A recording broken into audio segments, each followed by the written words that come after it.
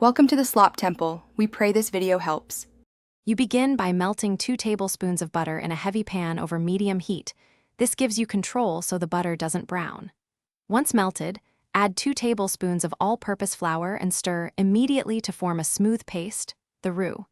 You're doing this to cook the raw flour taste out and to create the thickening base. Keep stirring for about 1 minute until it bubbles gently. Make sure it stays pale rather than taking color. Now whisk in a small amount of warm milk, about 1/4 cup, to loosen the roux and prevent lumps. This step is crucial because sudden cold liquid creates clumps. Once smooth, continue adding the remaining milk in 3 gradual increments, whisking vigorously after each pour to fully incorporate.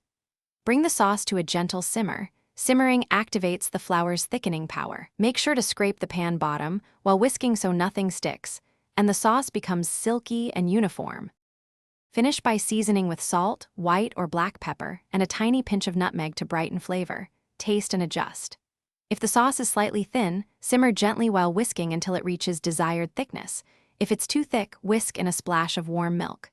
Troubleshooting. If lumps form, remove from heat and force through a fine sieve or blitz briefly with an immersion blender. That restores smoothness. Use the white sauce hot or cool and store safely for later use. Thanks for watching. Consider subscribing if we helped you.